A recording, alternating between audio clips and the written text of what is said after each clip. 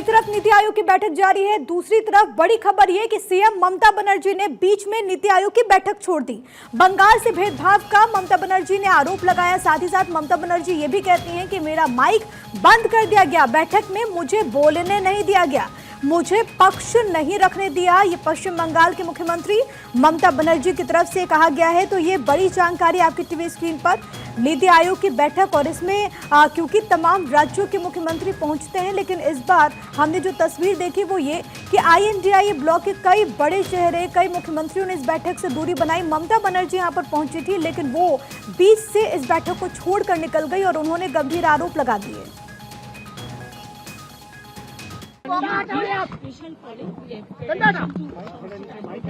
नीचे कर लो।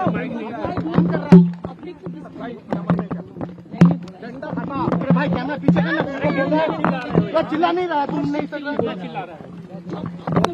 कैमरा नीचे करना भाई, मुंह में क्यों? एक प्लानिंग कमीशन का जो हम काम करते थे। अरे भाई जा रहा है आईडी यार, और भी कोई खड़ा है पास में, दबाए। वो कैसे करेंगे? उसको फाइनेंस रिकॉर्ड दीजिए, ये तो प्लानिंग कमीशन को वापस ले आइए। मैं और एक बात बोला, देखिए मेरे स्टेट के लिए भी आपको कहना है कि आप 3 साल से हमारा 100 दिन का काम बंद करके रखा, आप आवास योजना बंद करके रखा, प्रधानमंत्री योजना बंद करके रखा, आप रूरल रोड बंद करके रखा। ऐसे कोई गवर्नमेंट नहीं चाहते हैं। आपको डिस्क्रिमिनेट नहीं करना चाहिए। If you discriminate between your party to other party, and how the country will run? When you are in power, you have to take care for all. Boys and girls. तो भेदभाव का आरोप ममता बनर्जी लगा रही हैं, तो वहीं इन आरोप पर वित्त मंत्री निर्मला सीतारमण ने पलटवार किया। उन्होंने कहा कि ममता का माइक बंद नहीं हुआ है, ममता का आरोप दुर्भाग्यपूर्ण है, माइक बंद करने का आरोप झूठा। ये निर्मला सीतारमण की तरफ से कहा गया। तो देखिए, एक तरफ नीति आयोग की बैठक चल रही है, दूसरी तरफ ममता बनर्जी ने गंभीर आरोप लगा दिए और इन्हीं आरोपों का खंडन किया है वित्त मंत्री निर्मला सीतारमण ने। हमारी पॉलिटिकल एडिटर इस वक्त अदिति नागर जुड़ गई है तमाम जानकारी के साथ। अदिति, एक तरफ नीति आयोग की बैठक जिसमें भारत कैसे आगे बढ़े इसको लेकर के बातचीत चल रही है, इसको लेकर के रणनीति बनाई जा रही है, दूसरी तरफ कई राज्यों के ऐसे मुख्यमंत्री हैं INDIA ब्लॉक के जिन्होंने बाइकआउट कर दिया। अब ममता बनर्जी ने बेहद गंभीर आरोप लगा दिया और ये कह दिया कि मेरा तो माइक बंद कर दिया गया, मुझे बोलने नहीं दिया गया। हालांकि केंद्र की तरफ से इसका खंडन कर दिया गया है।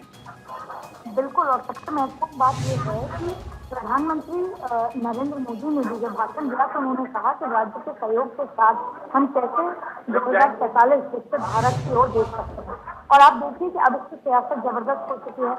ये सियासत इस तरह से है कि जब ममता बनर्जी ने कल इंडिकेट किया था कि वो जाएंगी और उनको अगर बोलने नहीं दिया तो वो छोड़ के आ सकती हैं, वही हुआ। ममता बनर्जी गई और उसके बाद उनको बोलने, उनका ये आरोप था कि उनको बोलने नहीं दिया गया। और जब सरकार की तरफ से, सूत्रों की तरफ से खंडन आया कि ऐसा नहीं था कि उनको बोलने नहीं दिया गया, उनका समय पूरा हो चुका था, जबकि उनकी रिक्वेस्ट आई थी, उसके चलते उनको 7वें नंबर पर एज स्पीकर रखा गया। आप देखिए कि निर्मला सीतारमण ने भी यही बात कही है कि माइक बंद करने वाली बात गलत है। अब आपको बता दें कि नीति आयोग की बैठक को छोड़कर ममता बनर्जी के निकलने के बाद से नीति आयोग की बैठक में जिस तरह से मुद्दे चर्चा होने चाहिए थे वो ना निकलकर अब एक सियासी बात इसमें पूरी तरीके से आ गई है और सरकार बोल रही है कि ममता के आरोप झूठे हैं। आपको बता दें, जब फैक्ट चेक पे भी आपको बता दें कि एक पोस्ट में लिखा गया है कि बंगाल सीएम का ये दावा, PIB फैक्ट चेक में ये लिखा है कि ममता के इस ये दावा गलत है, झूठा है। उनको दिया गया था बोलने का समय, खत्म हो गया था उनका समय और समय पूरा होने की बेल भी नहीं बजाई गई थी। जबकि क्या होता है कि जब आप बोलते हैं और खत्म समय होता है तो उसको बेल बजाई जाती है। और अल्फाबेट के मुताबिक ममता को बोलने की बारी लंच के बाद थी, लेकिन रिक्वेस्ट करने की वजह से उन्हें 7वें नंबर को बोलने दिया क्योंकि उन्हें जल्दी कोलकाता लौटना था। अब आपको बता दें कि प्रधानमंत्री नरेंद्र मोदी ने क्या कहा है। मोदी ने कहा है कि 2047 तक विकसित भारत बनाने में राज्यों की भूमिका अहम है।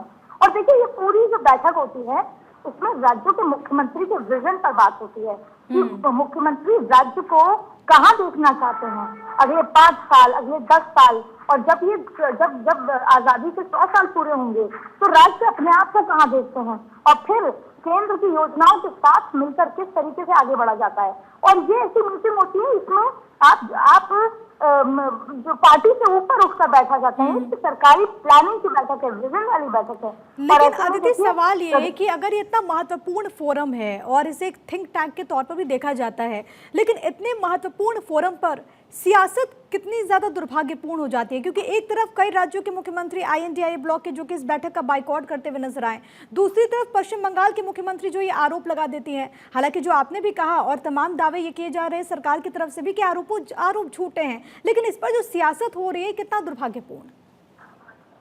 देखिए, दुर्भाग्यपूर्ण तो है ही, लेकिन ऐसा नहीं है कि ये पहली बात हुआ है। और अगर हम बहुत पुराना, अगर हम 2 दशक पहले जाएंगे तो जाहिर तौर पे नीति आयोग की बैठक बहुत लाइट मोड पे, हंसी मजाक में, जंग में हुआ करती थी, एक दूसरे के सहयोग भी होता था। जाहिर तौर पे पहले की राजनीति और आज की राजनीति में कंपेयर नहीं किया जा सकता। अब देखिए, आपने कहा कि नीति आयोग की बैठक जब इतनी इंपॉर्टेंट होती है, जाहिर तौर पे साल में एक बार बैठक होती है, सरकार इसमें सभी राज्यों को बुलाती है, इसमें विजन होता है, प्लानिंग होता है, दूरगामी प्लानिंग होती है। और जाहिर तौर पर इसका एजेंडा ही था विकसित भारत 2047।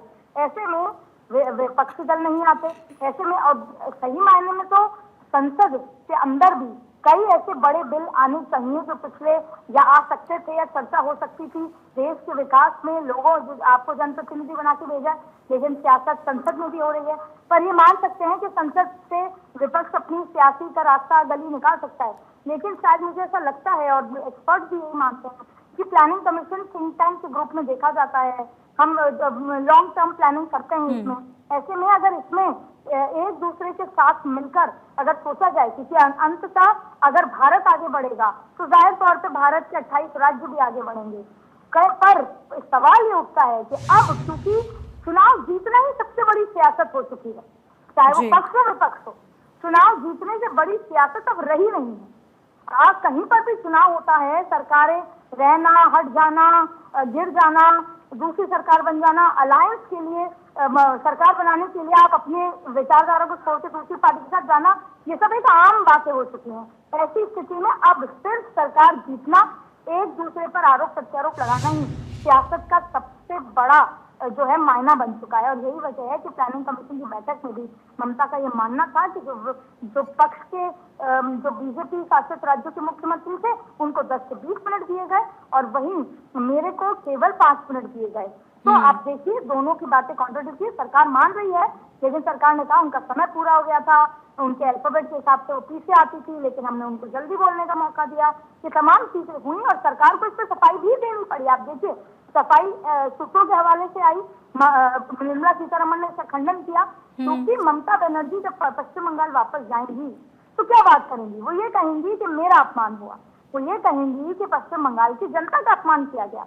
जब मैं पश्चिम बंगाल की जनता के हित की बातें कर रही थी तब मेरा माइक बंद कर दिया गया।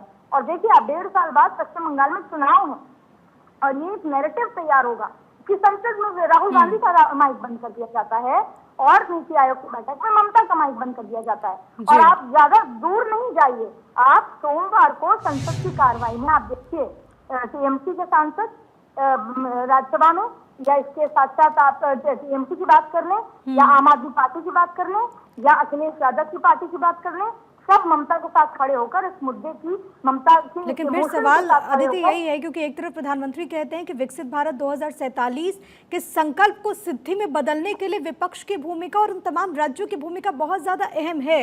दूसरी तरफ अगर विपक्षी राज्यों का ऐसा रवैया रहेगा तो सवाल उठेंगे कि आखिरकार ऐसा क्यों।